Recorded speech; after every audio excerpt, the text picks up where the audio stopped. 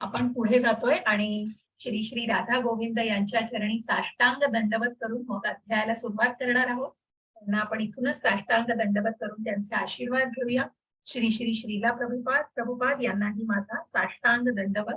श्री नामनिष्ठ प्रभूजी जे मंदिराचे अध्यक्ष आहेत त्यांना माझा साष्टांग दंडवत आणि इस्कॉनची पूर्ण टीम आहे त्यांनाही माझा सर्वांना सादर प्रणाम करून आपण या 16व्या अध्यायाला सुरुवात करणार आहोत. थोडीशी उजळणी जी आपण 15व्या अध्यायाची घेऊया, थोडासा मागोवा घेऊन मग पुढे जाऊया. म्हणजे मग जसं मी म्हटलं पहिल्या दिवसापासून सांगते की प्रत्येक अध्याय हा माळेत गुंफल्याप्रमाणे एकमेकांना जोडलेला आहे. आणि जसं मी काल प्रभूजींचं उत्तर सांगितलं की असं कुठलंही नाही की कर्मयोग सांख्ययोग नाही, तर सर्वात सर्वात निकट असा आणि सर्वात सुलभ मार्ग असा भक्ती योग. आणि या भक्ती योगाला सुंदरपैकी असं मधल्या आपण जसं ते सँडविचचं उदाहरण दिलेलं आहे, त्या 2 ब्रेडच्या मध्ये जसं ते बॅटर महत्वाचं असतं तसं तो भक्ती योगाला सुंदर प्रकारे मधल्या त्या 7 ते 12 अशा अध्यायांमध्ये भगवंतांनी खूप सुंदरपणे त्याचा उल्लेख केलेला आहे आणि खूप सुंदर वर्णन आहे, आपण ऐकलेलं आहे त्याचं.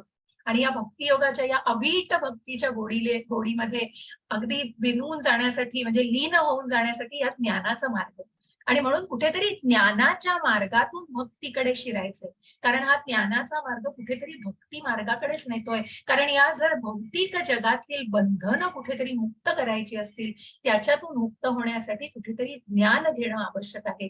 आणि मग हा भक्तीचाच मार्ग जिथे परमेश्वराशी भक्ती आणि परमेश्वराच्या त्या प्रेम भक्ती भावामध्ये जेव्हा आपण लीन होऊ तेव्हा निश्चित तो सर्वात सुलभ आणि सर्वात फास्ट मार्ग हो. सर्वात क्विक तुम्ही भगवंतांच्या जवळ अगदी म्हणजे त्यांच्या सेवेमध्ये. आणि जशा प्रकारे आपण बघितलं 12व्या अध्यायामध्ये की या भक्ती सेवेच्या मार्गातून मग किती जसं ती लिफ्ट सांगितली म्हणून मी तेवढ्या क्विकली असं तुम्हाला उदाहरण दिलं, उल्लेख केला.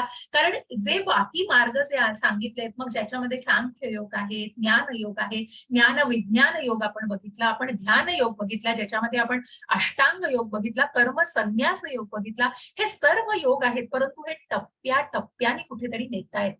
भगवंतांच्या निश्चितच ज्या समाधी अवस्थेमध्ये आपण जाऊन भगवंतांशी एकरूप आणि त्यांच्या स्वभावाची प्राप्ती करू शकतो, तोच मार्ग भक्तीच्या मार्गाने हा अत्यंत सुलभ आणि अत्यंत पटकन जाणारा आहे. कारण कुठेतरी जिथे मनामध्ये श्रद्धा पाहिजे.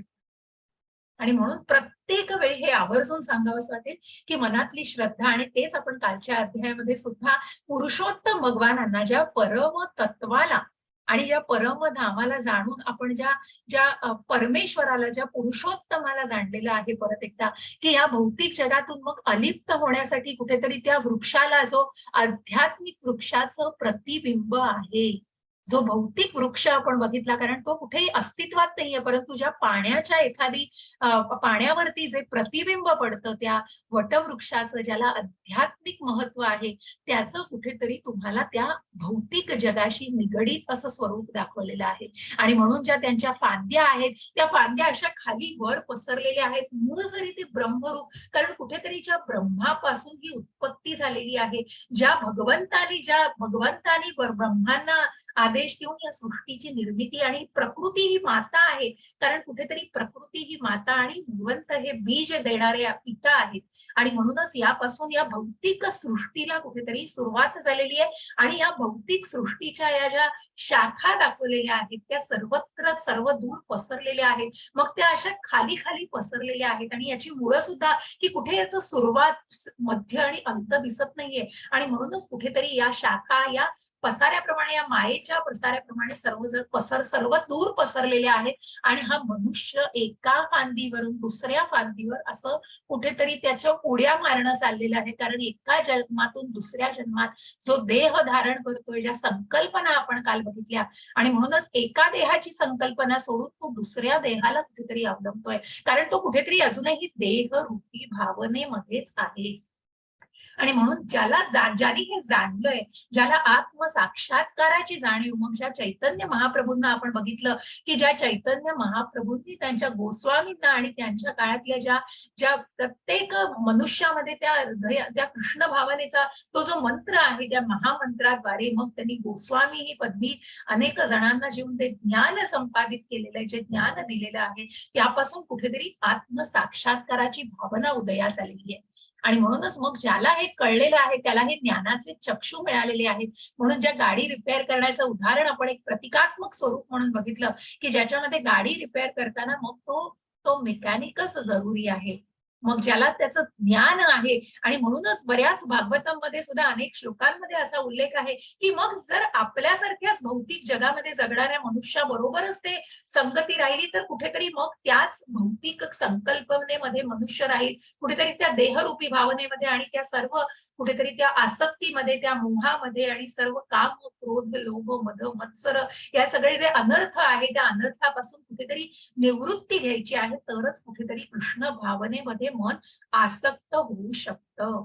आणि म्हणूनच ह्या अनासक्ती कुणाला तर ते आत्मसाक्षात्काराची भावना कुठेतरी डेव्हलप व्हायला पाहिजे, कुठेतरी ती मनापासून त्या श्रद्धेच्या भावनेतूनच कुठेतरी ती आत्मसाक्षात्काराची भावना जोपासता येणार आहे. आणि म्हणून ज्या वेदांत सूत्राला आपण जाणलं, की ज्याच्यामध्ये क्षर आणि अक्षर जे भौतिक आणि आध्यात्मिक जगातले त्यांच्याही पलीकडे हा परमात्मा आहे आणि हा परमेश्वर परम पुरुष आहे, जो पुरुषात उत्तम असा पुरुषोत्तम आहे, ज्याला आपण जाणलेलं आहे. आणि म्हणूनच ज्यांनी हे जाणलेलं आहे त्या अकर्मी, त्या निष्काम कर्माकडे कुठेतरी त्या कर्माची फळं ते भगवंताला अर्पण करू शकतात.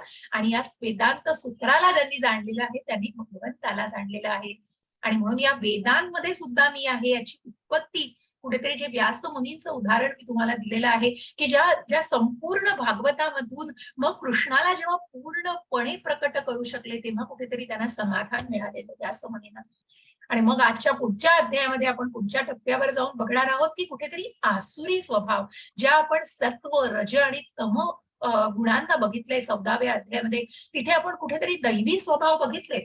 मग भगवंतांनी सांगितलंय दैवी स्वभावांची मी तुला कल्पना दिलेली आहे, की मग जे ज्ञान आहे ज्या 13व्या अध्यायापासून आपण हे ज्ञान घेतोय, की मग ज्ञान काय आहे आणि अज्ञान काय आहे हा डिफरन्स आपण बघितला. आणि सात्विक मनुष्य हा कुठेतरी गुणातीत होऊन मग त्या गुणांना, कुठल्या गुणांना तर कुठेतरी जो समतोल राखलेला आहे, कुठेतरी जेव्हा मनावर नियंत्रण, त्या बुद्धीला कुठेतरी चांगलं अन्न आणि जेव्हा त्या मनांना, इंद्रियांना कंट्रोल केलं जातं, तेव्हा कुठेतरी ती व्यक्ती त्या अकर्मामध्ये कुठेतरी कर्माच्या फळांना भगवंतांना अर्पण करून ते कर्म कुठेतरी फळाच्या आसक्तीशिवाय करू शकतो. हे जाणण्याचा आपण आधी प्रयत्न केलेला आहे. म्हणून भगवंत सांगतायत, हरे कृष्ण माताजी. हरे कृष्ण. श्री भगवान म्हणाले, निर्भयपणा, सत्वशुद्धी, आध्यात्मिक ज्ञानाचे अनुशीलन, दान, आत्मसंयम, यज्ञ कर्म, वेदाध्ययन, तपस्या, साधेपणा, अहिंसा, सत्य, क्रोधातून मुक्तता, त्याग, शांती, दोष काढण्याच्या वृत्तीचा तिटकारा, सर्व जीवांच्या प्रती दयाभाव, लोभविहीनता, सौम्यता, विनयशीलपणा, दृढ निश्चय, उत्साह, क्षमा, शुची आणि द्वेष व सन्मानाच्या अभिलाषेपासून मुक्ती हे सर्व दैवी गुण हे भारतात दैवी स्वभावाच्या मनुष्यामध्ये आढळतात. हरे कृष्ण. हरे कृष्ण. आणि म्हणूनच मग कुठेतरी दैव आसुर विभाग, म्हणून या दैवासुर या दैवी गुणांना कुठेतरी भगवंतांनी प्रत्यक्ष सुरुवातीला त्या गुणांचं वर्णन केलेलं आहे. आणि मग या सात्विक आणि जे आपण म्हणतो आहोत की त्याच्याही पलीकडे जाऊन जो गुणातीत जातो, तो कुठेतरी या दैवी स्वभावाला, कुठेतरी त्या आध्यात्मिक स्वभावाला अवलंबतो आणि त्या भगवंतांच्या स्वभावाची कुठेतरी प्राप्ती करू शकतो. आणि अशी ही व्यक्ती आध्यात्मिक ज्ञानाचं अनुशीलन, बघा की अनुशीलन म्हणजे त्या अनुसरण, त्या गोष्टीला योग्य पद्धतीने त्याचं आचरण करणं, हे अनुशीलन. कुठेतरी त्या योग्य प्रकारे, योग्य मार्गाने ते ज्ञान वापरणं आणि ते अंमलात आणणं, हे जरुरीचं आहे. हा आत्मसंयम, कुठेतरी आपण जो ध्यान योग बघितला, हा आत्मसंयम योग. मग हे सर्व साधणं कसं शक्य आहे, तर हे दैवी स्वभावाच्या व्यक्तीला निश्चितच साधता येतं. मग त्याच्या पुढे जाऊन आपण बघतोय की कुठेतरी आसुरी स्वभावाबद्दल काय वर्णन केलंय. दंभो दर्पोभिमानश्च क्रोधः पारुष्यमेव च अज्ञानं चाभिजातस्य पार्थ संपदमासुरीं. कसा बघा हा माजलेला हत्ती करतोय त्याप्रमाणे. हरे कृष्ण. हरे कृष्ण. हे पार्थ, दंभ, उर्मटपणा, अभिमान आणि अज्ञान हे असुरी प्रकृती जन्मलेल्या लोकांचे गुण आहेत. हरे कृष्ण. हरे कृष्ण प्रभूजी. मग म्हणूनच जे आसुरी वृत्तीचे ज्या तमोगुणातल्या व्यक्तींना आपण बघितलं, कुठेतरी ज्ञानाचा पूर्णपणे अभाव असतो आणि सर्वत्र अंधकार पसरलेला आहे त्यांच्या आयुष्यामध्ये, आणि मग कुठेतरी त्या योग्य अयोग्य या कुठेतरी डिफरन्शिएट सुद्धा करू शकत नाहीयेत. मग त्यांच्यामध्ये तो दांभिकता, उर्मटपणा आणि जो जो नको तेवढा अभिमान, मग तो अहंकार, तो इगो, आणि तो कुठेतरी खोटा अहंकार असतो, आणि त्या अज्ञानामध्ये कुठेतरी आसुरी प्रवृत्ती मग निर्माण होते. मग त्याच आपण अतिरेक्यांचं बघतो, किंवा अनेक अनेक जे मेस्मराईज झालेले असतात, की इतकं, कारण त्यांची स्वतःची बुद्धी काही कामच करत नसते. मग ज्या प्रकारे जे मार्गदर्शन केलं जाईल आणि जे सांगितलं जाईल, मग ते वाईट आहे का चांगलं आहे इतकं सुद्धा पडताळण्याची ज्यांना गरज भासत नाही, ते कुठेतरी मग त्या आसुरी प्रवृत्तीत जन्मलेल्या लोकांचे गुण असतात.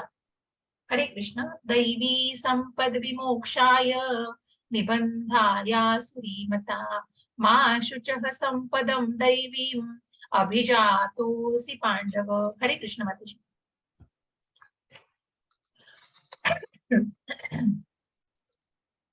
हरे कृष्ण. हरे कृष्ण. दैवी गुण मोक्षदायक असतात तर आसुरी गुण बंधनकारक असतात. हे पांडवा, तू चिंता नको करूस, कारण तू दैवी गुणांसह जन्मलेला आहेस. हरे हरे कृष्ण. एक सेकंड ना.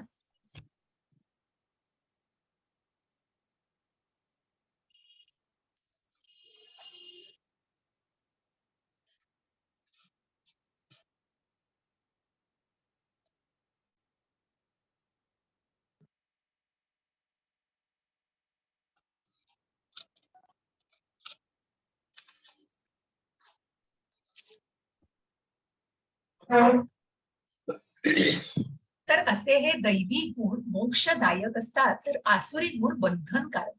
मग हे आसुरी गुण कशा प्रकारे त्या आत्म्याला बांधतायत, कशा प्रकारे त्या गुणांनी कुठेतरी बद्ध होतात, कारण ते तमोगुणामध्ये कुठेतरी अज्ञानामध्ये असतात, अंधकारामध्ये असतात, आणि त्या गुणांना इतकं इतकं कुठेतरी ते आपण ज्या चढाओढीमध्ये बघितलं, की त्या तमोगुण इतका चढाओढीने ओढला जातो, की मग त्या बंधनामध्ये कुठेतरी अडकली जाते ती आसुरी व्यक्ती, आणि कुठेतरी त्या अज्ञानाच्या कुठेतरी ज्ञानाच्या अभावामुळे त्या गोष्टीतच कुठेतरी त्या खोल दरीमध्ये जात राहते. म्हणून तू चिंता करू नकोस. परंतु पांडवांसारख्या, म्हणजे पांडवांमधल्याच अर्जुनांना भगवंत सांगतायत, की तू दैवी गुणांसह जन्मलेला आहेस, म्हणून तू काळजी करू नकोस. या दैवी आणि आसुरी मधला फरक आपल्याला दाखवायचा आहे, भगवंत त्याबद्दलच सांगतायत. परंतु अर्जुनाला तीही ग्वाही देतायत, की तू चिंता करू नकोस, तू या दैवी गुणांबरोबर जन्मलेला आहेस. हरे कृष्ण. प्राची माताजींना अनम्यूट करा माताजी. माताजी माझा ना थोडा हँग झालाय नेट इश्यू आहे का? मोबाईल. नेट इश्यू आहे. बरं, मी नेट त्यांना इश्यू आहे अनम्यूट करते. माताजी. ओके हो, कारण की मला स्लाइड पण खूप लेट शो होते. बरं बरं, हरकत नाही. किरण प्रभूजी पण आहेत. प्राची माताजींना मी अनम्यूट केलंय. हरे कृष्ण प्राची माताजी. हरे कृष्ण माताजी. माझा जरा माताजी. वेळानच येते माताजी तुमची हा हा प्रभूजी. स्लाइड. आपली ही वेळानच येते, जराशी वेळ होतो यायला. हो ना. हा हा, ते नेटमुळे असेल प्रभूजी नेटमुळे कदाचित. असेल. हा एक्झॅक्ट. माझा प्राची माताजी. हरे कृष्ण. हरे कृष्ण माताजी. 16.6 हे पार्थ, या जगतामध्ये दैवी आणि आसुरी असे 2 प्रकारचे जीव आहेत. मी यापूर्वीच तुला दैवी गुणांचे विस्तारपूर्वक वर्णन सांगितले आहे. आता माझ्याकडून आसुरी गुणांचे विवरण ऐक. हरे कृष्ण माताजी. हरे कृष्ण. आणि म्हणूनच मग ज्या दैवी गुणांबद्दल सुरुवातीला पहिल्याच 3 श्लोकामध्ये ते आपल्याला जाणवलेलं आहे, आणि जे गुण आपण जाणून घेतलेले आहेत, भगवंत म्हणतायत मी तुला दैवी गुणांचं या आधीच वर्णन आणि विश्लेषण, मग ज्या आधीच्या ज्ञानामध्ये आपण त्याबद्दलचं जे ज्ञान घेतलेलं आहे, की ज्या अकर्मी वृत्तीला, ज्या सात्विक वृत्तीला, त्याचबरोबर ते कशा प्रकारे कुठेतरी त्या सात्विकतेतून अकर्माकडे वळत असतं. आणि म्हणूनच या दैवी गुणांचं विस्तारपूर्वक वर्णन कुठेतरी आधी उल्लेखलेलं आहे. पण आता भगवंत म्हणतात या अध्यायामध्ये भगवंतांनी या आसुरी वृत्तीचं विवरण सांगितलेलं आहे, आणि ही आसुरी वृत्ती कुठे नेऊ शकते, त्याची परिणिती काय आहे, आणि कशा प्रकारे या व्यक्तीचे हे गुण त्या व्यक्तीला कुठल्या अधःपतनामध्ये नेतात, त्याबद्दल आपल्याला जाणायचंय. प्रवृत्तीं च निवृत्तीं च जनान विदुरासुराः न शौचं नातिचाचारो न सत्यं तेषु विद्यते. हरे कृष्ण प्रभूजी. हरे कृष्ण. आसुरी प्रवृत्तीचे आसुरी लोक काय प्रवृत्ती. करावे आणि काय करू नये हे जाणत नाही. सुचिरभूतपणा, सदाचार तसेच सत्यही त्यांच्यामध्ये आढळत नाही. हरे कृष्ण. हरे कृष्ण. मग हे आसुरी प्रवृत्तीचे जे मी म्हटलं की जे तमोगुणांमध्येच आपल्याला आढळतात, कुठेतरी योग्य अयोग्य काय केलं पाहिजे आणि काय करू नये, कारण कुठेतरी त्या दांभिकतेमध्ये असतात, खोट्या अहंकारामध्ये असतात, खोटी प्रतिष्ठा जपायची असते कुठेतरी. आणि म्हणून ह्या भौतिक जगातील आपल्याला व्यक्ती दिसतायत कुठेतरी त्या मदामध्ये इतकं स्वतःला झोकून दिलेलं आहे की मग कुठेतरी त्या फक्त स्वतःला त्या निद्रा, आळस आणि मग या मद्यपान करण्यामध्ये इतकं झोकून द्यायचं की कुठले विचार नको मनात आणि काही नको. जे आम्ही करतोय ते चांगले, फक्त उपभोगायचं आहे. आणि म्हणूनच शुचिरभूतपणा, सदाचार, कुठेतरी शुद्धता मनाची, मग तो सदाचार, त्या वागण्यातलं आचरण, तो चांगला आचरण आणि सत्य याच्यामध्येही त्यांच्यामध्ये अजिबात आढळत नाही. कारण कुठेतरी तो मोह असतो, ती आसक्ती असते, ती वासना असते, ती इच्छा असते आणि ती कुठेतरी मग त्या आसक्तीच्या मार्गाने कुठेतरी त्या भ्रमिष्ट गोष्टीकडे नेत असते आणि मग त्या स्वतःच्याच कल्पनेमध्ये आणि स्वतःच्याच त्या खोट्या प्रतिष्ठेमध्ये रमणाऱ्या व्यक्तीला कुठेतरी मग त्या सदाचाराची, शुचिर्भूतपणाची पूर्णपणे विसर पडलेला असतो त्याला. आणि म्हणूनच मग या लोकांमध्ये हे गुण निश्चितच आढळत नाही. माताजी, संजना माताजी, तुम्हाला वाचता येते तर बघा. हरे कृष्ण. मी हो श्लोक हो वाचते. माताजी. मी श्लोक हो वाचते. माताजी. हो असत्यं प्रतिष्ठं ते जगदाहुरनीश्वरम् अपरस्पर संभूतं किमन्यत् कामहैतुकम्. हरे कृष्ण. हरे कृष्णा. ते म्हणतात की हे जगत असत्य व निराधार आहे आणि परमेश्वर नावाचा कोणीही याचे नियंत्रण करीत नाही. त्यांचे म्हणणे आहे की केवळ मैथुनाच्या इच्छेमुळे हे जग निर्माण झाले आहे आणि कामाखेरीज अन्य कोणतेही कारण नाही. हरे कृष्ण. हरे कृष्ण. बघा मग अज्ञान काय पाझळत आहे ज्ञान असं, कारण कुठल्याही प्रकारचं ज्ञान नसतं. मग असत्य, मग हे जग असत्य आहे या तत्वज्ञानी, या तर्कवादी किंवा मग एथिस्ट की ज्यांचा विश्वासच नाहीये, भगवंतांचं अस्तित्वच आहे या गोष्टीवरच ज्यांचा विश्वास नाहीये, त्यांना जग काय वाटतंय, असत्य आहे, निराधार आहे आणि परमेश्वर नावाचा कोणीही त्याला नियंत्रण करत नाही. या सगळ्याच ह्या फक्त या कुठेतरी ज्या कामवासना आहेत, म्हणजे मैथुनाच्या ज्या कामवासना, ज्या सेक्शुअल डिझायर्स आहेत आणि कुठेतरी मग त्या कामाखेरीज म्हणजे त्या कामवासनेखेरीज दुसरं कुठलंच कारण नाही आणि त्यामुळे ती उत्पत्ती वाढत जाते आणि त्या इच्छेने सगळं निर्माण होत आहे. हे असं यांचं ज्ञान असतं. कारण कुठलाही ना शास्त्राचा आधार आहे, ना वेदांचा अभ्यास आहे, ना कुठल्याही गोष्टीचं शास्त्र जाण्याचा प्रयत्न केलाय. फक्त स्वतःच्या संकल्पनेतून आणि मी भोगता आहे, मी सगळं करतोय, माझ्यापासूनच सगळ्या गोष्टी आहेत, कारण कुठेतरी त्या अस्तित्वालाच मान्य केलेलं नाही. भगवंतांच्या दिव्य अशा शक्तीलाच जाणायचा प्रयत्न केलेला नाहीये. मग अशा व्यक्ती कुठेतरी फक्त त्या मग कुठेतरी राजसिक गुणांमध्ये पण असतात, तामसिक गुणही त्यांच्यामध्ये दिसतात आणि मुख्य म्हणजे ज्ञानाचा अभाव असतो. आणि म्हणूनच या व्यक्तींचं हे म्हणणं असतं की या गोष्टीचा अशा प्रकारे ते उपहास करीत असतात आणि त्यांचा त्या ज्ञानाचा, आपण म्हणतो ना की मग ज्या ज्या गोष्टीला की उचललेली जीभ आणि लावली टाळूला, की जे काही आहे आपण आजच्याही जगामध्ये कितीतरी ऐकतो. मग ज्याला ना काही शास्त्राचा बेस आहे, कुठल्याही महान व्यक्तीवर किंवा कुठल्याही महात्म्यावर कशाही प्रकारे मग तो म्हणतो ना आपण चिखलफेक केली जाते किंवा कुठल्याही गोष्टीला आधार न देता त्याबद्दल अनेक वक्तव्य केली जातात. हे अत्यंत निराधार असतं आणि हे अत्यंत चुकीचं बोलणं असतं. पण हे जाणणं त्या व्यक्तीला खूप कठीण असतं, कारण स्वतःच्याच कुठेतरी विश्वामध्ये असते ती व्यक्ती. हरे कृष्ण. आपण कोणाला अनम्यूट करूया का? त्या सेजल माताजींनी हँड रेज केलाय, मी त्यांना अनम्यूट करते. माताजी हरे कृष्ण. सेजल माताजी हरे कृष्ण. हरे कृष्ण माताजी. हरे कृष्ण. अध्याय 16 श्लोक 9. अशा निष्कर्षांचे अनुगमन करीत स्वतःच नाश ओढून घेतलेले आणि अल्पबुद्धी आसुरी लोक जगाचा विनाश करण्याकरिता अहितकारी व उग्र कर्मांमध्ये संलग्न होतात. हरे कृष्ण माताजी. हरे कृष्ण. सॉरी, स्क्रीन गेली का? एक मिनिट हा.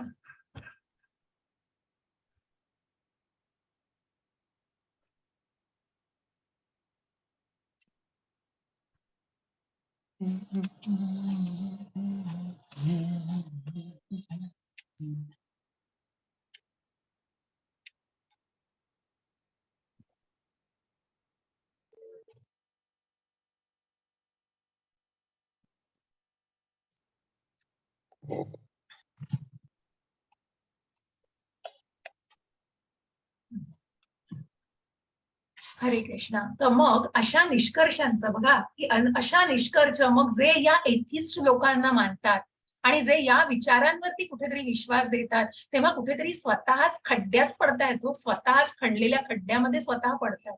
आणि या सर्वांचं कुठेतरी अनुगमन, या सर्व विचारांचं कुठेतरी स्वीकार करून मग ते स्वतःच त्या स्वतःचा नाश ओढवून घेतात आणि अल्पबुद्धी आसुरी लोक हे जगाचा विनाश करण्यासाठी सुद्धा पुढे मागे बघत नाहीत आणि अहितकारी उग्र अशा कर्मांमध्ये संलग्न होतात.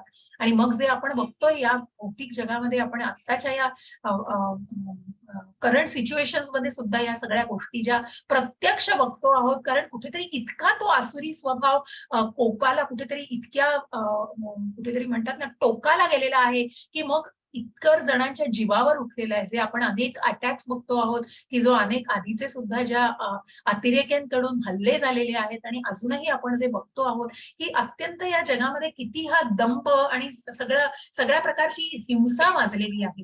आजही युक्रेनमध्ये अजूनही युद्धाचं सगळं स्वरूप आहे, कुठेतरी एकमेकांच्या जीवावरती. आणि मग या अहितकारी आणि उग्र की जिथे आपण प्रत्यक्ष बघतोय खरं की जे भगवंत पिता आहेत आणि जी प्रकृती माता आहे, तिथे प्रत्येकाने खरं असं वावरलं पाहिजे की जणू काही आपण सर्वजण या एकाच प्रकारची एकमेकांशी संलग्न आहोत. मग का हवेत हे न्यूक्लिअर बॉम्ब्स आणि का प्रभुपादांनी तात्पर्यामध्ये सुंदर वर्णन दिलेलं आहे.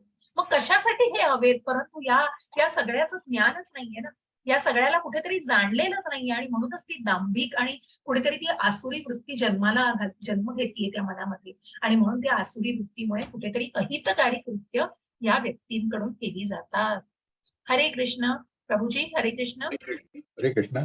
कधीही तृप्त न होणाऱ्या कामाचा आश्रय घेऊन सर्व गर्व, खोटी प्रतिष्ठा आणि मदामध्ये डुंबत मोहित झालेले असुरी लोक अनित्य गोष्टीमुळे आकर्षित होऊन सदैव असुचिरभूत कर्म करण्यास व्रतस्थ झालेले असतात.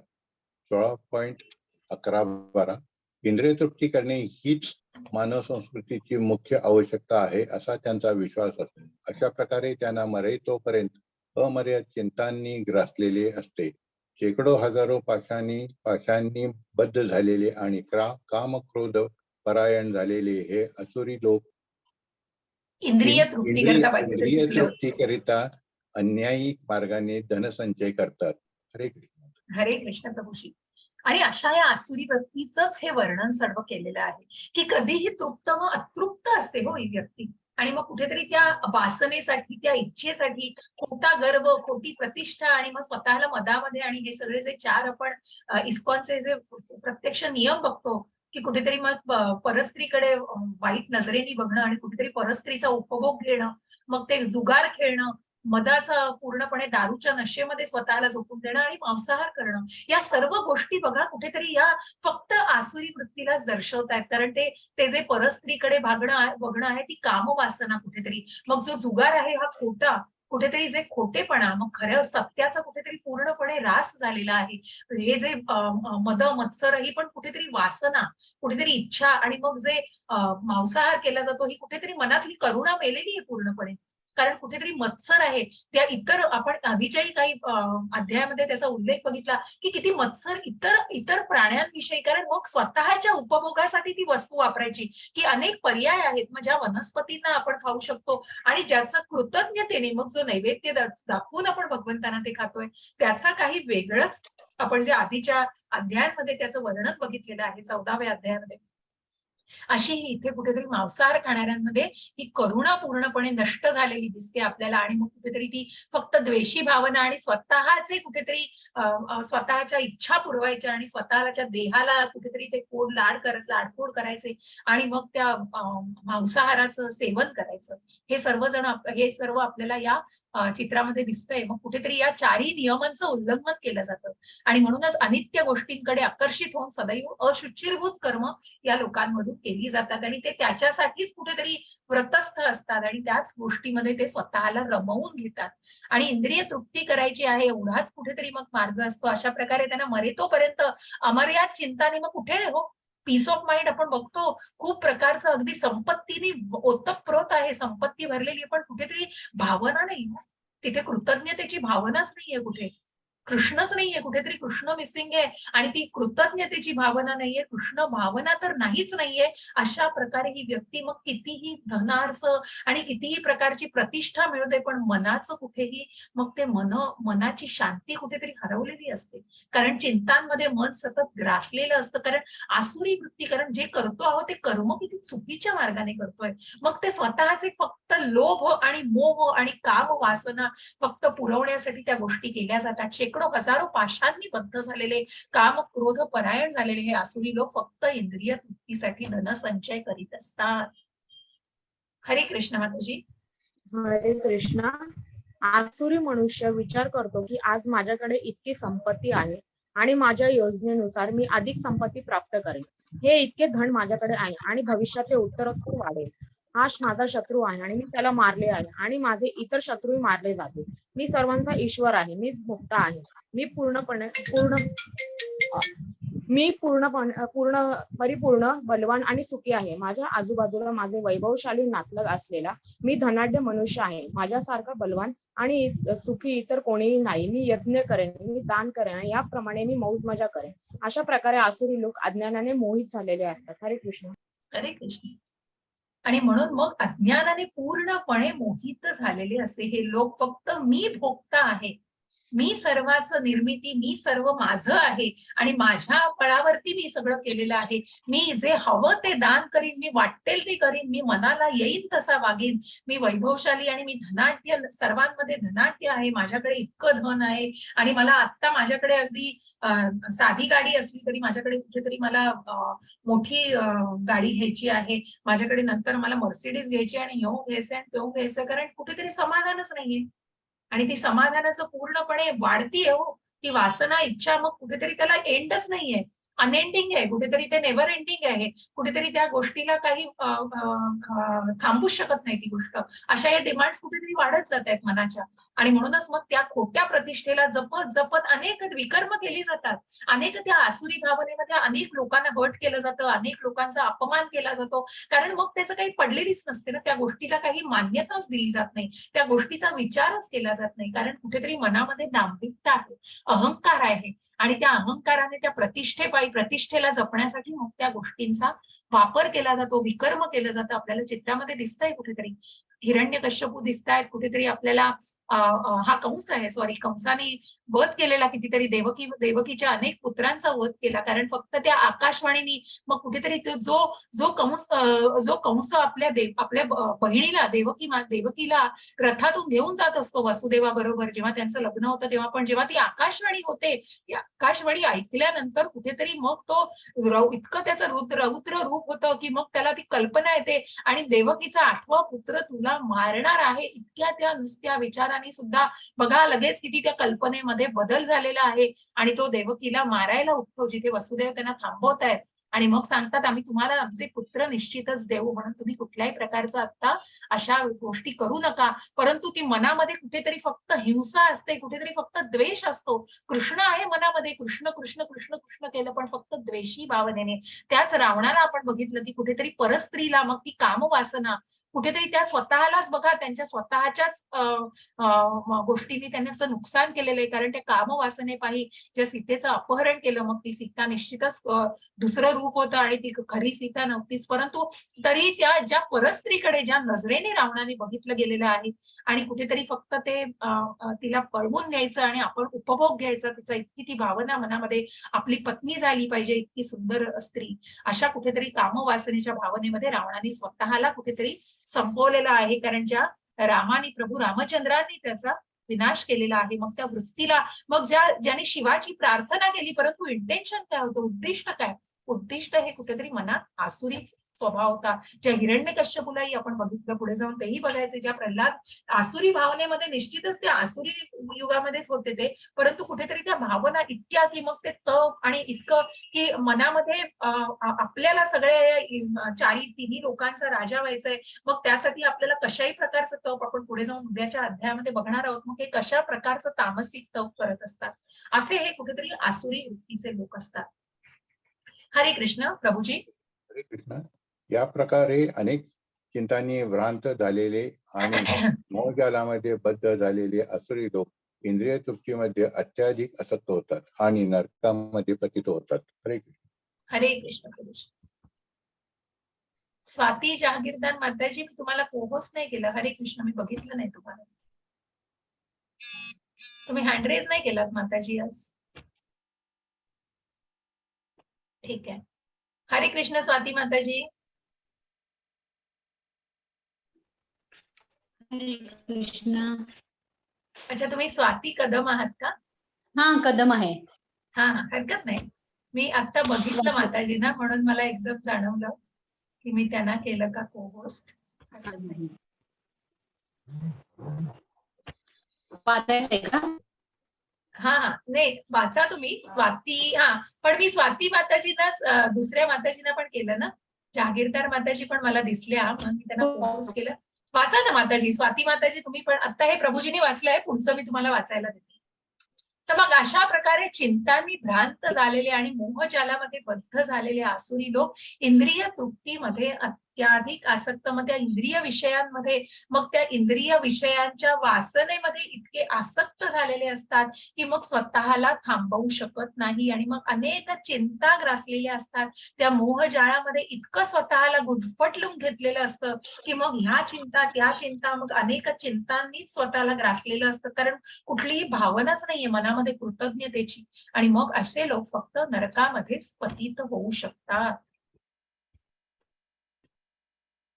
हरे कृष्ण माताजी. वाचा स्वाती माताजी. स्वाती कदम माताजी होऊ शकतायत ना, अनम्यूट. वाचा तुम्ही. दिसत नाहीये. हा, एक मिनिट. हा. मिथ्या अहंकार, बल, गर्व, काम आणि क्रोध यांनी मोहित झालेले आसुरी लोक स्वतःच्या देहामध्ये आणि इतरांच्या देहामध्ये स्थित असलेल्या परमपुरुष भगवंतांचा द्वेष करतात आणि खऱ्या धर्माची निंदा करतात. हरे कृष्ण माताजी. आणि म्हणून मग अशा प्रकारे बघा, या चित्रामध्ये कोण दिसतंय तुम्हाला? सांगाल मला चॅट मध्ये कोण दिसतंय तुम्हाला या चित्रामध्ये? शिशुपाल. शिशुपाल, बरोबर प्रभूजी. शिशुपालाचं चित्र आहे. चित्रामध्ये शिशुपाल दिसतोय. मग हा शिशुपाल भगवंतांचा नातलग बरं का, भगवंतांच्या आत्याचा मुलगा, ज्याचा जन्म झाला होता तेव्हा जन्मताच त्याला 4 हात होते. आणि 4 हात असताना त्या बालकाचं कुठेतरी काळजी पडली होती त्याच्या आई वडिलांना. परंतु अशी वाणी केली जाते, कुठेतरी अशी आकाशवाणी होते की ज्या बालकावर, ज्याची दृष्टी या बालकावर पडून जेव्हा त्याचे हात गळून पडतील तेव्हा तीच व्यक्ती त्या बालकाचा नाश करणार आहे, वध करणार आहे. म्हणजे त्या व्यक्तीने बघितल्यावर हात गळून पडतील, परंतु त्या व्यक्तीकडूनच वध होणार आहे या बालकाचा. त्या चिंतांनी कुठेतरी ग्रासते ती माता आणि त्या विचारांनी. आणि मग जेव्हा त्या बालकाचा पहिला वाढदिवस असतो तेव्हा भगवंत आलेले असतात तिथे. भगवान श्रीकृष्णांनी तिथे त्याच्यावरती कटाक्ष टाकल्यानंतर त्या बालकाचे 2 हात गळून पडतात आणि तेव्हा मग त्या मातेला काळजी वाटते की मग तू माझ्या बालकाचा वध करणार आहेस का? तर मग तेव्हा वचन देतात ते त्यांच्या आत्याला की मी याचा वध कधी करीन जेव्हा याची 100 पाप पूर्ण होतील. आणि म्हणूनच 100 पापांपर्यंत मी निश्चितच याला कुठेतरी सूट देईन, पण 101व्या याच्या पापाला क्षमा नाही. आणि मग निश्चितच त्याचा नाश होईल. अशा या राजसूय यज्ञाच्या क्षणी, जेव्हा आधी युद्धाच्या आधी हा यज्ञ झालेला आणि जेव्हा युधिष्ठिरांना कुठेतरी राज्यपद द्यायचं होतं त्या इंद्रप्रस्थाचं, तेव्हा तिथे कुठेतरी हा यज्ञ केला जातो. आणि मग त्या कुठेतरी ते त्यांना ती जागा देऊन फक्त ते म्हणतात ना तुऱ्या दिलेल्या असतात हातावर, पण परंतु तिथे पांडव त्याचाही कुठेतरी स्वीकार करून हा यज्ञ तिथे आखलेला असतो. आणि युधिष्ठिर महाराजांनी भगवंतांना कुठेतरी महत्वाचं स्थान, म्हणजे पूर्णपणे त्या यज्ञाचं जे अर्पण करण्याचं ते स्थान भगवंतांना दिलेलं असतं आणि असं श्रेष्ठ स्थानी त्यांना बसवलेलं असतं. परंतु हे बघून कुठेतरी त्या शिशुपालाच्या मनामध्ये मात्र मत्सरी असतो. द्वेष असतो आणि तो भगवंतांना इतके अपशब्द बोलतो की मग तुम्ही मूळ असे आहात आणि त्यांच्या धर्माविषयी आणि त्यांच्या अनेक गोष्टींविषयी ते इतकं इतकं अपशब्द बोलले जातात शिशुपालाकडून. परंतु भगवंतांनी ज्याप्रमाणे मग बघा की अनेक इतर सगळे राजे महाराजे उठून कुठेतरी त्याच्या अंगावर धावून जाणार होते, परंतु भगवंतांनी त्यांना शांत केलेलं आहे आणि त्याची 100 पाप भरू दिलेली आहेत, 100 अपशब्द त्याला बोलू दिलेले आहेत. परंतु ज्या क्षणी त्यांनी 101वा शब्द वापरलेला आहे त्या क्षणी त्याचं धड शिरापासून मोकळं झालेलं, धड डोक्यापासून मोकळं वेगळं झालेलं असतं आणि कुठेतरी त्याचा शिरच्छेद केला जातो भगवंतांच्या सुदर्शन चक्राने. परंतु तो यज्ञाच्या ठिकाणी इतकी पवित्रता असल्यामुळे त्या ठिकाणी तुम्हाला एकही रक्ताचा थेंब दिसत नाहीये. बघा, ज्या शिशुपालाचा भगवंतांच्या सुदर्शन चक्राने वध केला जातो आणि त्या शिशुपालाला देखील मोक्ष मिळतो, कारण भगवंतांसारख्या परम पुरुषाच्या सुदर्शन चक्राचा त्याला ज्या क्षणी स्पर्श होतो त्या क्षणी त्याच्या जीवनाला मोक्ष मिळतो. आणि परंतु म्हणूनच त्या इतरांच्या ज्याला द्वेष, जी जसा भाव तसा देव, मग जसं त्यांनी शत्रुत्व भगवंतांशी जे स्वीकारलं होतं आणि तसंच शत्रुत्व मग शेवटी त्याचा वध करण्यासाठी कारणीभूत झालं, कारण कुठेतरी मनामध्ये द्वेषी भावना होती, मत्सरी भावना होती, आसुरी भावना होती. हरे कृष्ण. हरे कृष्ण. हरे जे कृष्ण.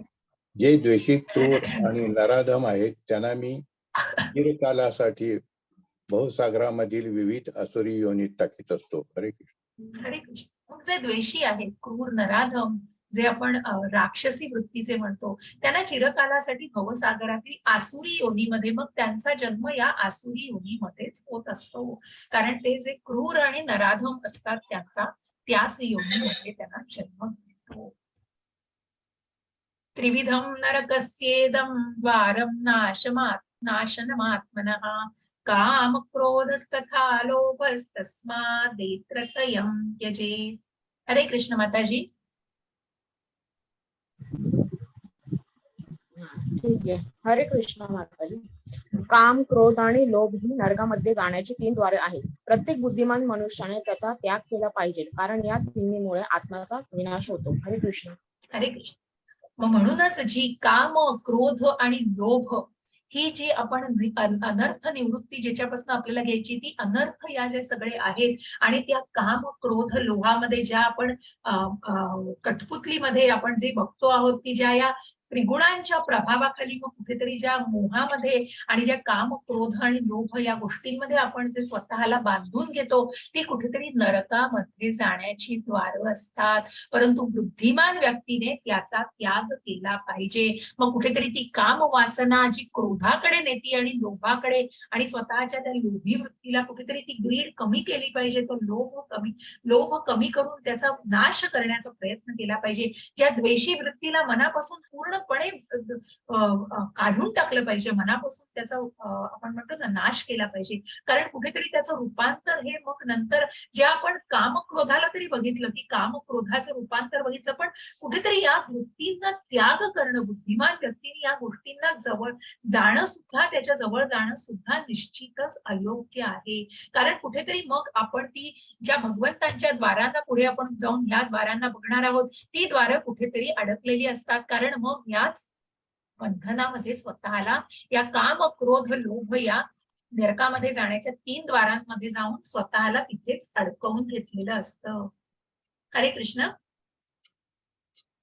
हरे कृष्ण. हे कौंतेया, जो मनुष्य नरकाच्या या 3 द्वारातून सुटला आहे तो आत्मसाक्षात्कारासाठी श्रेयस्कर असे कार्य करतो आणि क्रमशः परमगतीला प्राप्त होतो. हरे कृष्ण. हरे कृष्ण. आणि म्हणूनच मग जो या द्वारातून सुटलेला आहे, ज्यांनी या द्वारांचा त्याग केला आहे, ज्यांनी या सर्व द्वारांना कुठेतरी या जी ओढतायत बघा, कुठेतरी या दोरांना, मग ज्यांची आपण इंद्रियेंद्रिय, कर्मेंद्रिय, ज्ञानेंद्रिय यांच्या दोऱ्या ज्या मनामध्ये बघितल्या, ही कर्मेंद्रिय, ज्ञानेंद्रियच कुठेतरी त्या लोभाला बळी पडतायत, कुठेतरी त्या वासनेला हे खायचंय, ते पाहिजे आहे, डोळ्यांना हे चांगलं बघायचंय, हे असंच मला बघायचंय, हे कुठेतरी ज्ञानेंद्रिय मग त्या वृत्तीला कुठेतरी अजून खतपाणी घालत असतात. आणि म्हणून जर त्याचा त्याग केला नाही तर पुढे जाणं कठीण आहे. परंतु बुद्धिमान व्यक्ती निश्चितच त्या द्वारांचा त्याग करते आणि त्या द्वारातून सुटका घेऊन कुठेतरी परमेश्वराच्या या मग ज्या आध्यात्मिक मार्गाचा ज्यांनी ऍक्सेप्टन्स ऑफ स्पिरिच्युअल मास्टर, मग कुठेतरी ज्या आचार्यांना, मग कुठेतरी ज्या गुरूंचा ज्यांनी स्वीकार केलेला आहे आणि मग ज्या प्रकारे वेदांचा अभ्यास तप केलेला आहे आणि ज्याने मनावर नियंत्रण मिळवून कुठेतरी आध्यात्मिक ज्ञानामध्ये उन्नती केलेली आहे, त्या व्यक्तीला निश्चितच परमगती प्राप्त होऊ शकते. यशास्त्रविधिमुत्सृज्य वर्तते कामकारतः न स सिद्धिम वाप्नोति न सुखम न परां गतिम. हरे कृष्ण माताजी. स्वाती माताजी नाही वाटत. ठीक आहे. स्वाती माताजींचा काही आवाज आला नाही मला. आय डोंट नो, कदाचित काही माताजी जरा टेक्निकल. त्यांच्या इथे दुःख झालंय, त्यांनी मेसेज केलेला. तर म्हणजे काका थोडं एक्सपायर झाले. तर अच्छा, बरं बरं बरं बरं. ते नाही, मला नाही वाटत कदाचित की त्या ते जास्त- याच्यामध्ये असतील. बरं बरं, हरकत नाही. चालेल. वाचा माताजी. हो माता. हरे कृष्ण. जो शास्त्रविधींचा त्याग करतो आणि आपल्या लहरीप्रमाणे कर्म करतो त्याला सिद्धी, सुख आणि परमगती प्राप्त होत नाही. हरे कृष्ण. हरे कृष्ण.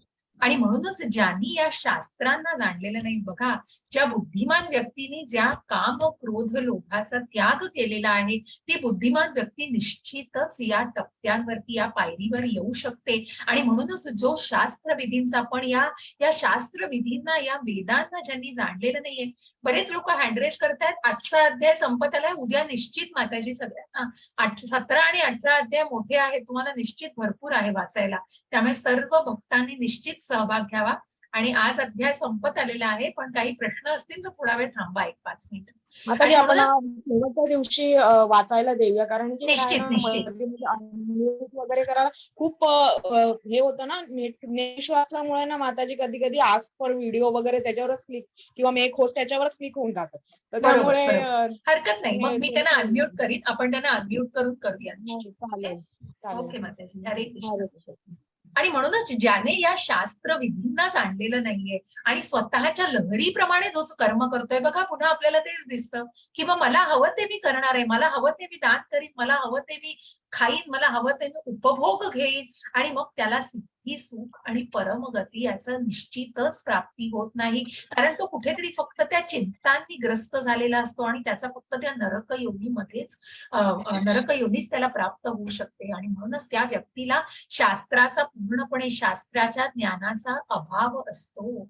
तस्मात् शास्त्रं प्रमाणं ते कार्य व्यवस्थितौ ज्ञात्वा शास्त्रविधानोक्तं कर्म कर्तुर्विहारसि. हरे कृष्ण प्रभुजी. हरे कृष्ण. म्हणून मनुष्याने शास्त्रविधींद्वारे कार्य आणि अकार्य यांच्यामधील भेद जाणलं पाहिजे. अशी विधिविधाने जाणून मनुष्याने कर्म करावे, जेणेकरून त्यांची क्रमशः उन्नती होईल. हरे कृष्ण. हरे कृष्ण. आणि म्हणून मग त्या आचार्यांचं, की जिथे आपल्याला याही ठिकाणी की कुठेतरी स्पिरिच्युअल मास्टर आणि म्हणून योग्य गुरूंना, की जे प्रत्यक्ष भगवंतांनी जे उदाहरण दिलेलं आहे, की मग ज्यांनी सांदीपनी ऋषींकडून, की ज्यांनी प्रत्यक्ष भगवंत असून सुद्धा ज्या उदाहरणा दाखल, की मीही म्हणजे गुरूंचं महत्व हे यावरून आपल्याला दिसतं आहे. आणि म्हणूनच हे शास्त्र विधीद्वारे, की मग विधीद्वारे कार्य कसं केलं जातं, हे एक उत्तम गुरु ज्यांना दृष्टांत झालेला आहे, तो उत्तम गुरुच याचं मार्गदर्शन करू जाणू शकतो. आणि तोच निश्चित या अकार्य आणि कार्यामधला भेद जाणू शकतो. आणि मग विधी विधान जाणून मनुष्याने निश्चित त्या विधीपूर्वक कर्म करावं, जेणेकरून त्यांची निश्चितच त्या गोष्टींमध्ये क्रमशः मग थोड्या थोड्या टप्प्याने त्यांची निश्चितच प्रगती होईल. त्यासाठी एका उत्तम गुरुची निश्चितच आवश्यकता असते आणि ते ज्ञान एका उत्तम गुरुकडूनच घेता येतं. परंतु जे स्वतःच्याच अज्ञानामध्ये आहेत, मी करीन तीच गोष्ट बरोबर आहे, त्याच ज्ञानामध्ये जर स्वतःला कुठेतरी गुंतवून राहिले आणि कधी कुठल्याही वेदांचा, शास्त्रांचा पाठपुरावा अभ्यास केला नाही आणि त्या शास्त्र विधीला जोडून काही कर्म केली नाही, तर निश्चित त्यांना परमगती प्राप्त होऊ शकत नाही. आणि म्हणूनच त्या शास्त्रांना, वेदांना जाणणं हे निश्चितच खूप आहे. असा हा 16वा अध्याय आपण इथे समाप्त करतोय. भगवंतांचं दर्शन घेऊया आणि इथे 16वा अध्याय संपतोय. मी बऱ्याच गोष्टी शेअर केल्यात, या सगळ्या जुन्या आहेत. मी तुम्हाला कालही एक लिंक शेअर केली आहे, स्वाती माताजी म्हणालेल्या, म्हणून मी एक डोनेशनची लिंक पण शेअर केलेली आहे. नवीन लिंक आहे ती, काही अनेक बाकी सुद्धा माहिती मी केली आहे. अजून दुसऱ्या टप्प्याची रजिस्ट्रेशनची लिंक आलेली नाहीये. तर मी तुम्हाला जशी लिंक येईल, जशी ग्रुपवर येईल किंवा आमच्या इतर ग्रुपमध्ये आल्यानंतर मी ती निश्चितपणे तुमच्या बरोबर शेअर करेन. हरे कृष्ण. कोणाला काही प्रश्न आहे? आज आपण लवकर संपवलेला आहे अध्याय. मिहीर प्रभूजी, माताजी त्यांना अनम्यूट कराल का? आज अनम्यूट आहेत सगळे.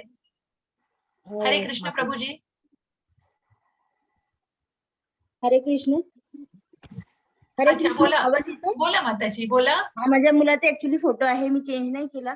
बरं, बरं, मॅडम, हरकत नाही. बोला. माताजी, लोभ मोह मत्सर सोडून जगणं फार अवघड असतं. म्हणजे आपल्याला जर आयुष्यामध्ये आपण चांगली गोष्ट करत असू, समोरच्याने आपल्याला रिस्पॉन्स नीट नाही दिला आणि तो त्याच्या मोहा फक्त आपल्याकडून कामं करून घेत असेल, तर आपण त्यावेळेस काय करायचं? कसं नाही, सोडायचं? तुमचा आवाज जरा तुटतोय. पुन्हा एकदा सांगाल? एक मिनिट. तुमचा आवाज मध्ये ब्रेक होतोय. हा, एकदा पुन्हा सांगाल माताजी? निश्चित. हा माताजी, आपण त्याच्यात आता पहिल्या अध्यायामध्ये की लोभ मोह मत्सर काम क्रोध हे सगळं सोडून जर जगलो तर आपण भगवंतापर्यंत पोहोचू. पण आज सध्या परिस्थितीमध्ये असं एवढं सगळं सोडून जगणं म्हणजे खूप मुश्किल होतंय. तर आपण त्याच्यामध्ये थोडस काय बदल करू शकतो वागणुकीमध्ये आपल्या आयुष्यामध्ये, की जेणेकरून आपण खरंच भगवंतापर्यंत पोहोचू? हे सगळं सोडणं थोडं अवघड पडतं ना. खूप योग्य प्रश्न आहे माताजी. आणि म्हणूनच हे खूप कठीण आहे. मी प्रत्येक वेळी त्याचा उल्लेख करताना सांगत असते की या भौतिक जगामध्ये आपण आहोत. याही आधी अध्यायामध्ये उल्लेख झालेला आहे त्याचा. मग माताजी काय जपायचे? तर त्या भगवंताशी कृतज्ञता. मग ज्या प्रत्येक कर्मातून मग तुम्ही काम, क्रोध, लोभ, मोह हे निश्चितच वाईट आहेत. ते वाईटच आहे. जसा मत्सर हा वाईट आहे, तो वाईट आहे. मग त्या मत्सराला तुम्ही मुळापासून काढूनच टाकलं पाहिजे. मग जी कामवासना जी चुकीच्या मार्गाने माताजी, ज्या गोष्टींची योग्य गोष्टी भगवंत तेच सांगतायत. भगवंतांनी प्रत्यक्ष स्वतःही सांगितलं योगक्षेमम वहाम्यहम. आपण आधीच्याही अध्यायामध्ये त्याचा उल्लेख ऐकलेला आहे. कारण कुठेतरी तुमच्याकडे जे आहे ते भगवंत निश्चितच जपतील आणि जे तुम्हाला योग्य आहे ते निश्चितच तुमच्यापर्यंत पोहोचेल. मग ही सगळ्या कर्माच्या गुंतागुंतीतून कालही आपण बघितलं की जे कोणी चुकीचे वागतायत किंवा जे काही त्या वागण्यातून आचरणातून दिसतंय ह्याच्यावर निश्चितच पूर्व कर्माचा प्रभाव आहे. मग काय करायचंय? तर आपल्या मनाला कुठेतरी मार्गदर्शित करायचंय. मग त्यासाठी त्या नामस्मरणाचा आधार घ्यायचाय माताजी. आपण सोडू शकत नाही. आपण भौतिक जगात आहोत, त्यामुळे प्रॅक्टिकली आपण जगतो आहोत म्हटल्यानंतर आपण निश्चितच या सर्व गोष्टींशी निगडीत आहोत. पण त्यातल्या हे जे अनर्थ वृत्ती आहेत, या अनर्थ वृत्ती या अनर्थच आहेत. मग ती चुकीची काम वासना असणं, तो क्रोध मनातला कुठेतरी क्रोध इतका टोकाला जाणं की त्याच्यामुळे नाश होईल. मग ती तमोभावना आहे सगळी. मग कुठेतरी सात्विकतेत, राजसिकतेत जेव्हा काही गोष्टी केल्या जातात, मग ती राजसिकता मग कुठेतरी तामसिकतेकडेच नेतीये. मग जे तुम्ही म्हणताय भौतिक जगामध्ये त्या अनेक आपल्याला तामसिक राजसिक वृत्तीच दिसतात. कारण कुठेतरी मग ती वासना आहे. कुठेतरी आम्ही नोकरी करतोय म्हणजे आम्हाला प्रमोशन मिळवायचं, हे सगळं करायचंय माताजी. योग्य गोष्टी निश्चित करायच्या आहेत. म्हणूनच भगवंत म्हणतायत जेव्हा तुम्ही ती कृष्ण भावना मनामध्ये जोपासाल, तुम्ही प्रत्येक कर्म करताना हे भगवंतांचं कृतज्ञतेने जेव्हा भगवंताला मग जे अन्न खाताय तो नैवेद्य अर्पण करून जेव्हा खाल किंवा प्रत्येक कर्म भगवंतांनी अर्जुनाला तेच सांगितलं की तू जे कर्म करतोयस तू शरीर नाही आत्मा आहेस हे जाणून कर. तुझ्या आपतांना तू नाही मारणार आहेस, मी आधीच मारलेलं आहे त्यांना. आणि म्हणून वाईट कृत्य करताना की मग भगवंतांनी अर्जुनाला ही निश्चित ग्वाही दिली की तू दैवी गुणांनी जन्मलेला आहेस आणि म्हणूनच तुझ्यामध्ये हे विकर्मी गुण नक्कीच नाहीये. मग काय करायचंय माताजी? तर निश्चित या गुणांना कुठेतरी कमी करण्याचा प्रयत्न इतकाच आहे. या जन्मामध्ये आपण इतकं तर करू शकतो. म्हणून ह्या ज्या पुण्य मार्गाच्या या आध्यात्मिक मार्गाच्या आपण टप्प्यावरती आलेलो आहोत की आपण स्वतःला कुठेतरी नशीबवान आणि स्वतःला लकी का मानलं पाहिजे? कारण कुठेतरी आपल्याला हे माध्यम मिळालंय. आपण कनेक्ट झालोय, आपण जोडले गेलेलो आहोत इस्कॉनशी की आपल्याला निश्चित हे कुठेतरी कृष्ण भावना जोपासण्यासाठी मार्गदर्शन मिळतंय. आणि म्हणून भगवद्गीता बाकी काही नाही पण जी भगवंतांच्या मुखकमलातून आलेलं जे ज्ञान आहे ते आपल्यापर्यंत पोहोचतंय माताजी. मग निश्चित कुठेतरी प्रयत्नपूर्वक नामस्मरणाने हे तुमचं सामर्थ्य वाढवण्याचा प्रयत्न करा माताजी. धन्यवाद धन्यवाद येतंय लक्षात हो धन्यवाद धन्यवाद Yes. धन्यवाद हरे माताजी. कृष्ण हरे कृष्ण. हरे कृष्ण हरे कृष्ण. आपण प्रेयरला नेहमी बसतोय आणि आपल्याला सतत वाटत असतं की आपल्या मुलाने पण कोण म्हणतंय चॅट मध्ये अर्धवट वाचलं मी, एक मिनिट हं. आपल्या मुलाने पण बसावं, पण हे होताना दिसत नाही. तर आजच्या परिस्थितीत त्यांना या मार्गावर कसे आणावे? नका करू प्रयत्न माताजी.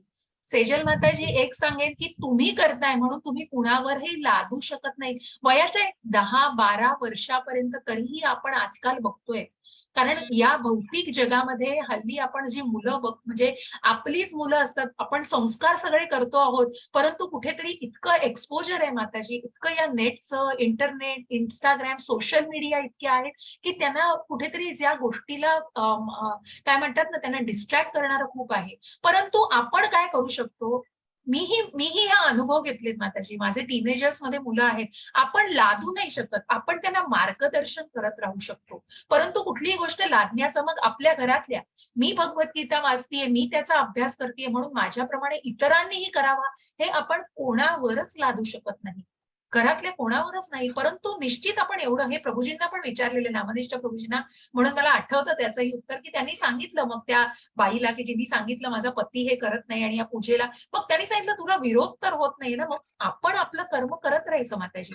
आपण त्यांच्या समोर आपण या गोष्टी करत राहायच्या, की जेणेकरून एखाद दिवस तरी येईल, एखादी वेळ अशी येईल की ते स्वतः मनापासून, कारण त्यांना त्या टप्प्यावरून जातायत मुलं माताजी. आणि मी निश्चित एवढं म्हणेन की कुठेतरी तो एक ग्रोईंग एज असतं, कुठेतरी तो वाढीचा वय असतं. त्यामुळे लादू नका, लादू बिलकुल नका कोणावरही. तुम्ही फक्त सांगत प्रयत्नपूर्वक एखाद्या तुमच्या आचरणातून, किंवा मग ही प्रार्थना, किंवा आपण ज्या पूजा करतो, आपण जे भगवंतांसाठी नामस्मरण करतो, ते नामस्मरण वाढवा. आणि ते स्वतःचं मनसामर्थ्य वाढवाल तितकं निश्चित ते वातावरणही तितकं पोषक होईल माताजी. इतका प्रयत्न करत राहा, पण लादू बिलकुल नका आणि तशा अपेक्षाही वाढवू नका. निश्चित करतील मुलं आणि सगळं चांगलं होईल. तुम्ही तुमचं कर्म करत राहा. कुठेतरी तुम्ही तुमच्या कर्मात चुकू नका. तुम्ही तुमचं नामस्मरण आणि तुमचं जे काय म्हणतो ना आपण, की सन्मार्गाने जाणं आहे, ते बिलकुल सोडू नका. इतकंच सांगेन. धन्यवाद. हरे कृष्ण. संगीता माताजी, संगीता माताजी, तुम्ही मला प्रश्न काहीतरी याच्यावर टाकलेला. काय होतंय माहितीये का, क्विज सोडवताय ना माताजी, तुम्ही क्विज सोडवता, पण कसं आहे माहितीये का, ते क्विज सोडवल्यावर मला एक डाऊट वाटला की तुम्ही तो क्विज आता सोडवली आणि तो जर त्या अध्यायावर असाल, तो पूर्ण केला नसेल आणि कुठेतरी जर खालचं बटन तुमचं दाबलं गेलं, तर तुम्हाला पुन्हा तो अध्याय करायला लागतो माताजी, पुन्हा पहिल्यापासून. असं काहीतरी त्या LMSचं ना जे सेटिंग आहे ना, ते त्या प्रकारे आहे. तुम्हाला ते सेव्ह करून पुढे जायला लागतं. तरीही मला ना, तुम्ही एक काम करा, तुम्ही मला तुमचा स्क्रीनशॉट पाठवा, काय प्रॉब्लेम होतोय. तर इन केस काही करण्यासारखं असेल तर मग मी तुम्हाला रिसॉल्व्ह करते. झालं काय की मी Yes, दररोज माताजी. आपला हरे हे झालं. आवाज येतोय का? बोला माताजी. मी दररोज